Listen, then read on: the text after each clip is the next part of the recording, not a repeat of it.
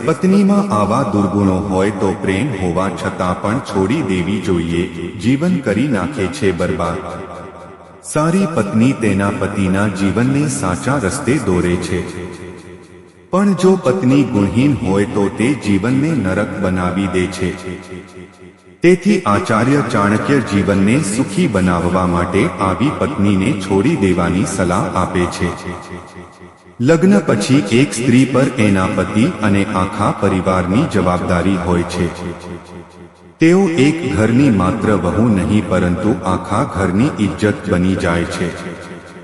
એટલા માટે એક પરિણીત સ્ત્રીએ સૌથી વધુ સમજી વિચારીને કામ કરવું જોઈએ। માનવામાં આવે છે કે પત્ની ગુણવાન હોય તો એક ખરાબ વ્યક્તિને પણ સુધારી દે છે, એમની અસફળતાને સફળતામાં બદલી નાખે છે। પરંતુ જો પત્નીનો સ્વભાવ એનાથી વિપરીત છે તો એનું પરિણામ આખા પરિવારે ભોગવવું પડે છે। પોતે પતિ પણ ક્યારેય જીવનમાં સુખ અનુભવતો નથી। મહાન કૂટનીતિકાર અને દાર્શનિક આચાર્ય ચાણક્યની નીતિઓના સંગ્રહ પુસ્તક ચાણક્ય નીતિમાં પણ આ વાતનો ઉલ્લેખ મળે છે કે જો પત્નીમાં પતન કરવાવાળા ગુણ હોય તો એને છોડી દેવી યોગ્ય છે। ખરાબ પત્નીની ઓળખ તમે નીચે આપેલા લક્ષણોથી કરી શકો છો। સમજી વિચારીને ન બોલે।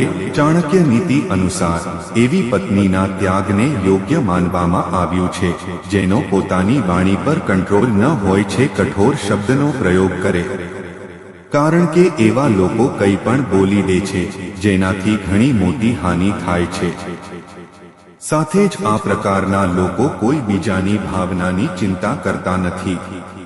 સમજ્યા વગર ગુસ્સો કરે। ક્રોધ એ માનવ સ્વભાવ છે, પરંતુ જ્યારે કોઈ અન્ય વ્યક્તિ તેનાથી પીડાય છે ત્યારે તે તેની આસપાસના લોકોનું જીવન દયનીય બનાવે છે। આથી જ ચાણક્ય કહે છે કે પોતાની અને પોતાના પરિવારની ખુશી માટે ગુસ્સાવાળી પત્નીને છોડી દેવી સારી છે। ઘરનું વાતાવરણ ખરાબ બનાવે। જે પત્ની ઘરમાં અશાંતિ પેદા કરે છે તેની સાથે જીવન ક્યારે સુખદ ન બની શકે।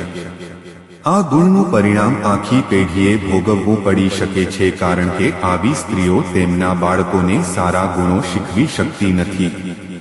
સારી પત્નીની નિશાની શું છે?